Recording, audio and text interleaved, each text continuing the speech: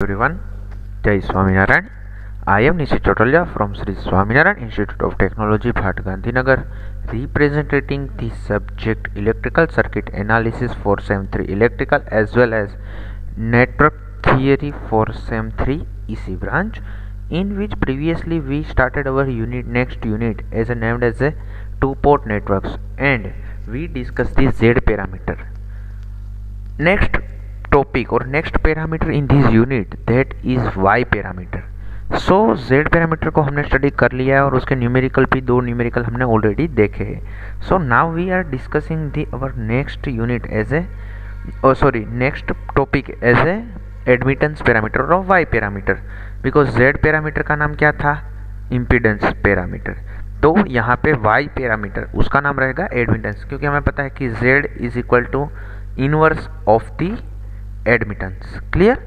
Okay. या फिर impedance is equal to inverse of the admittance. तो इन दोनों को एक दूसरे का वाइस वर्सा या फिर रेप्लिका भी बोल सकते हो, या एक दूसरे के वाइस वर्सा हम अगर फाइंड करना चाहे तो हम ये फाइंड कर सकते. तो यहाँ पे अभी हम बेसिक बात कर रहे हैं कि भाई इसमें क्या होगा. तो सबसे पहले टू पोर्ट नेटवर्क है, इसका ये पार्ट है. तो हमें पता है कि यहाँ पे पोर्ट 1 है 1 डैश 2 डैश. यहाँ पे इनपुट वोल्टेज V1, यहाँ पे V2, ये I1 करंट जो कि इनपुट है, यहाँ पे I2 करंट, और ये टू पोर्ट नेटवर्क है जिसे हम शॉर्ट सर्किट पैरामीटर के टर्म्स में हम अंडरस्टैंड करेंगे. सो बेसिकली Z का इक्वेशन क्या था, V is equal to Z into I, as well as यहाँ पे अब क्या होगा कि अब हम इक्वेशन की बात करेंगे I की, या फिर सब्जेक्ट बनाएंगे I को, तो that should B Y into V. Clear? तो यहाँ पे मैट्रिक्स फॉर्म में ये रिप्रेजेंट किया, मतलब कि वो एक मैट्रिक्स फॉर्म करेगा जहाँ पे Y का मतलब क्या है, एडमिटेंस मैट्रिक्स, V मतलब कि वोल्टेजेस, I मतलब करंट. तो इसको हम एलाबोरेट करेंगे तो क्या बनेगा, I1 I2 and Y1 Y12 Y21 Y22 in to bracket of the voltages matrix. So that should B V1 V2. तो उसको हम इक्वेशन के फॉर्म में रिप्रेजेंट करेंगे तो क्या बनेगा, I1 is equal to Y11 V1 plus Y12 V2 and I2 is equal to Y21 V1 plus Y22 V2. यहाँ पे Y पैरामीटर का दूसरा नाम जो कि है शॉर्ट सर्किट पैरामीटर, क्योंकि Z पैरामीटर को हमने ओपन सर्किट करके एनालाइज किया था. तो यहाँ पे अब Y पैरामीटर है तो उसे हम शॉर्ट सर्किट करके एनालाइज करेंगे. So it's named as a short circuit also. तो वहाँ पे जब Z पैरामीटर को डिस्कस कर रहे थे तो हमने दूसरे पोर्ट को, जबकि हम फर्स्ट पोर्ट की ओर से जब एनालाइज करते हैं तो सेकंड पोर्ट को हम ओपन रखते हैं. तब यहाँ पे इस केस में क्या करेंगे, Y पैरामीटर को फाइंड करना है तो कि भाई हम एक साइड से जब हम स्टडी करेंगे तो दूसरे पोर्ट को हम शॉर्ट करेंगे, because it is the short circuit parameter. Clear? तो सेकेंडरी पार्ट जो कि आपको अब इसकी इक्विवेलेंट सर्किट देखोगे तो आपको पता चल जाएगा कि ये सेकेंडरी जो है उसका जिस पोर्ट से हम एनालाइज कर रहे हैं उसके ऑपोजिट वाला जो पोर्ट है वो रहेगा शॉर्टेड. क्लियर? तो जब हम V2 या फिर सेकंड फर्स्ट पार्ट को एनालाइज करते हैं तो सेकंड पार्ट है उसे हम शॉर्ट करेंगे, जो कि V2 वहाँ पे 0 हुआ. Okay. So equation at a time V2 0, what are the equation, Y11 we can find as a I1 upon V1, Y21 is equal to I2 upon V1. Clear? As well as जब हम दूसरी ओर से जब port जो कि आपका अभी second port था अब हम उसे एनालाइज करेंगे तो फर्स्ट पोर्ट क्या होगा, शॉर्ट सर्किटेड, तो V1 0 होगा. तो उसकी वजह से आपको इक्वेशन क्या मिलेगा, Y12 is equal to I1 upon V2 and Y22 is equal to I2 upon V2. Clear? Where the condition is the V1 is equal to 0 और port 1 is short circuited. Clear? Okay. तो इसके ऊपर से चार parameter जो कि Y parameter के जो चार कंपोनेंट्स है, Y11 Y12 Y21 and Y22, जो कि यहाँ पे मैंने मेंशन किए हैं, जैसे कि Y11 is equal to I1 upon V1 and Y21 is equal to I2 upon V1, जो कि V2 0 को करते हैं या फिर V2 को शॉर्ट करते हैं तब मिलेगा, और V1 को शॉर्ट करते हैं तब मिलेगा Y12 is equal to I1 upon V2 and Y22 is equal to I2 upon V2 at the time V1 is equal to 0. और इन दोनों को Y11 और Y22 को हम क्या कहते हैं, input and output driving point admittance. वहाँ पे क्या था, Z पैरामीटर में इम्पीडेंस, यहाँ पे एडमिटेंस है. क्लियर? और यहाँ पे forward and reverse transfer admittance. Clear? Okay. Now the two port, हमारा जो भी ये टू पोर्ट नेटवर्क है Y पैरामीटर के लिए, उसके इक्विवेलेंट सर्किट की बात कर रहे हैं.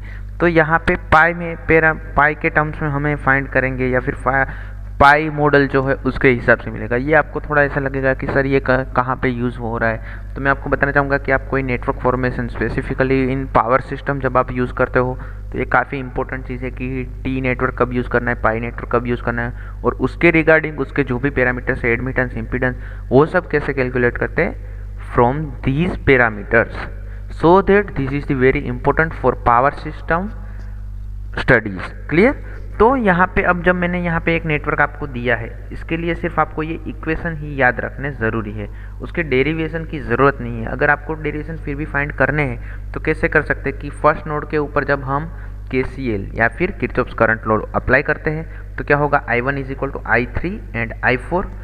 सो I1 is equal to V1 Y1 plus V1 minus V2, क्योंकि यहाँ पे V1 है माइनस V2 है।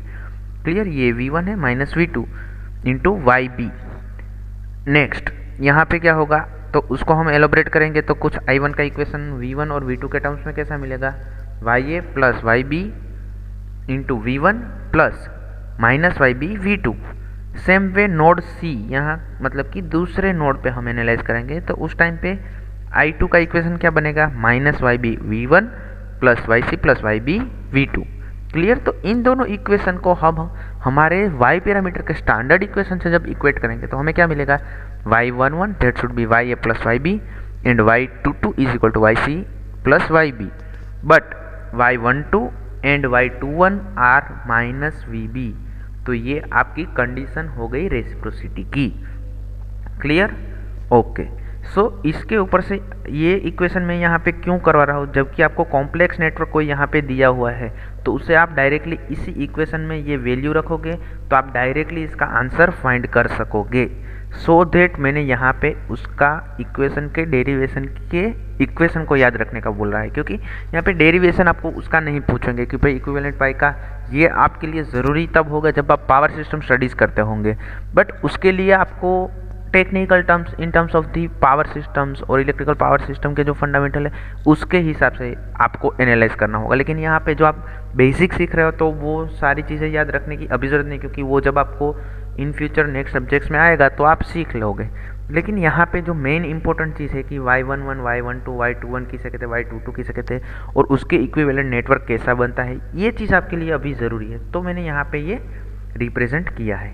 क्लियर। तो आप यहाँ पे वो आपका सोर्स इक्विवेलेंट सर्किट है, उसे आप यहाँ पे सिर्फ इतना, ये जो पैरामीटर्स है वाई पैरामीटर, उसको कैसे डिफाइन कर सकते हैं जबकि नेटवर्क आपको ऐसा दिया हुआ है, तो आप इसे कैलकुलेट करोगे तो आपका वैल्यू इजीली मिल जाएगी। अब ये बात तो हो गई थियरी सेशन के बारे में, लेकिन आपको पता चल ऐसा लगेगा कि सर इसका हम डिस्कशन तो हमने कर लिया, लेकिन न्यूमेरिकल पॉइंट ऑफ व्यू कैसे सोल्व करना है। So let's move on to the next calculation और नेक्स्ट न्यूमेरिकल। क्लियर।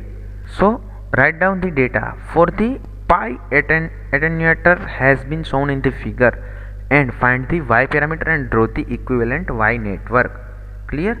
जो कि ऐसी एक आपको फिगर, ये जो मैंने प्रीवियस केस में आपकी जो स्टैंडर्ड फिगर थी उसके साथ कंपेयर करके आप डायरेक्टली उसकी वैल्यू फाइंड कर सकते हो। कैसे, जो कि y11 y22 का इक्वेशन क्या था, ya plus yb yc plus yd and y12 is equal to y21 is equal to negative y of b। तो आपको यहाँ पे y की वैल्यू कैसे मिलेगी, इनवर्स ऑफ द इम्पीडेंस, क्योंकि ये है एडमिटेंस, तो admittance is equal to inverse of the impedance. तो इम्पीडेंस की वैल्यू यहाँ पे आपको दी हुई है कि 1K 2K and 5K।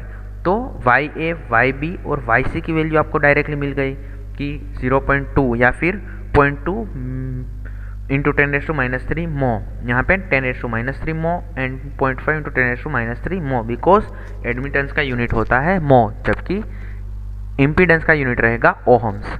Clear. Okay. तो उसके ऊपर से वाई पैरामीटर का जो स्टैंडर्ड इक्वेशन मैंने आपको याद रखने को बोला था उसके अंदर ये सारी वैल्यू रख दोगे तो आपका डायरेक्ट इक्वेशन सोल्व हो जाएगा और इक्विवेलेंट नेटवर्क मिल जाएगा। सो दैट अब आपको पता चल गया होगा कि मैंने यहाँ पे ये वैल्यू आपको याद रखने के लिए क्यों कहा था। Clear. Okay. Now write down the next data as a for the short circuit test the current and the voltages are determined experimentally for the unknown two-port network as the value are V1, I1 and I2 and at the V2 times 0 and at v1 0 के time पे i1 i2 and v2 की value ये है। तो find the y parameter. तो यहाँ पे क्या करना होगा कि ये सारे जो इक्वेशन की वैल्यू है तो उसे आप डायरेक्टली y पैरामीटर का जो इक्वेशन है जो कि आपको पता है कि क्या है y11 y12 y21 and y22 कैसे फाइंड करते हैं वो सारे इक्वेशन आपने याद रखे हैं। तो उसके अंदर आप ये वैल्यू रख दोगे तो आपको डायरेक्टली आपका सोल्ड नेटवर्क मिल जाएगा। सो अब आपको शायद ऐसा लगेगा कि इसको आप अपने हिसाब से कैसे सोल्व करोगे कि यहाँ पे i1 i2 एंड v1 है eight the time of v2 0। तो यहाँ से y11 एंड y21 मिलेंगे, यहाँ पे y12 एंड y22 मिलेंगे। क्लियर?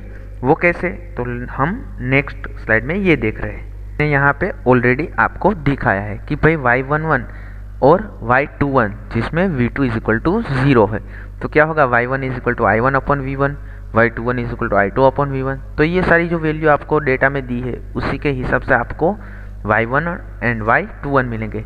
सेम वे y12 और y22 कैसे मिलेंगे कि i1 i2 एंड v2 की वैल्यू थी जबकि v1 0 था। तो ये वैल्यू यहाँ पे आपने रख दी तो आपको डायरेक्टली सोल्ड न्यूमेरिकल के फॉर्म में या फिर सोल्ड टर्म्स के फॉर्म में आपको मिल जाएगा। तो उसके ऊपर से y पैरामीटर का इक्वेशन भी आप फॉर्म कर सकते हैं जो कि क्या बनता है i1 is equal to y1 on v1 plus y12 v2 and next is y21 and y22। तो उसके ऊपर से आपको डायरेक्टली इक्विवेलेंट नेटवर्क यहाँ पे मिल गया है। तो इक्विवेलेंट सर्किट भी मिल जाएगी और इक्विवेलेंट इक्वेशन भी मिल जाएंगे। क्लियर? ओके। सो इसके साथ आपको क्या करना है कि भाई जब यहाँ पे आपकी ये सारी वैल्यू आ गई तो अब इक्विवेलेंट नेटवर्क भी कंपलसरी है। यहाँ पे मैं आपको एक चीज़ और बताना चाहूँगा कि शायद मैंने जेड पैरामीटर में आपको रिप्रेजेंट किया था लेकिन अगर आपको याद नहीं है तो फिर भी मैं आपको बताना चाहूँगा कि कोई भी आप नेटवर्क के पैरामीटर्स के न्यूमेरिकल सोल्व करते हो तो इसका इक्विवेलेंट नेटवर्क कंपलसरीली ड्रॉ करना है और सारे पैरामीटर्स को विथ यूनिट रिप्रेजेंट करना भूलना नहीं है। क्लियर? और ये टर्म्स के इक्वेशन में भी रिप्रेजेंट करना आना चाहिए। सो यहाँ पे एक और फंडामेंटल चीज़ जो कि काफ़ी इंपॉर्टेंट है कि भाई आपको सारे पैरामीटर्स के इक्वेशन याद रखने। इसे कैसे याद रखने उसके भी कुछ टेक्निक्स है। जो कि हमने जेड पैरामीटर था तो क्या था जेड कैसे मिलेगा कि यहाँ z11 और उसके इक्वेशन थे जो कि यहाँ पे v1 v2 था। अब यहाँ पे i1 i2 क्योंकि एक दूसरे के इनवर्स ही है जो कि y एंड z पैरामीटर। तो यहाँ पे v1 v2 था, अब उसके इनवर्स के फॉर्म में यहाँ पे i1 i2 है। क्लियर? सेम वे यहाँ पे y पैरामीटर जो कि inverse of the z and यहाँ पे v1 है जो कि इनवर्स ऑफ दी i के टर्म्स में हम रिप्रेजेंट करेंगे जो कि याद रखने के लिए मैं आपको बता रहा हूँ। क्लियर? तो इसे आप इक्विवेलेंट नेटवर्क के फॉर्म में कैसे ड्रॉ करना है वो भी आपको पता चल गया है। सो यहाँ पे ये ऑलमोस्ट नेटवर्क जो कि हमने y पैरामीटर का स्टैंडर्ड नेटवर्क देखा था उसी हिसाब से है तो आपके लिए कैलकुलेशन काफ़ी इजी हो जाएगी। क्लियर? सो ये बात हुई हमारे y पैरामीटर के बारे में। Now in the next session we will discuss the our next topic as a ABCD parameter. Clear?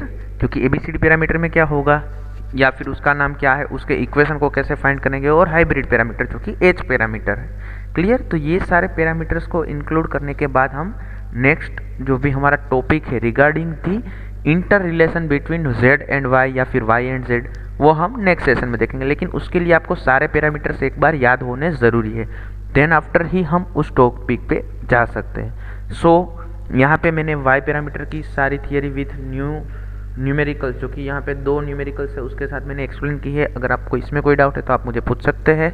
Till then have a nice day. Thank you. जय हिंद, जय भारत, जय स्वामीनारायण।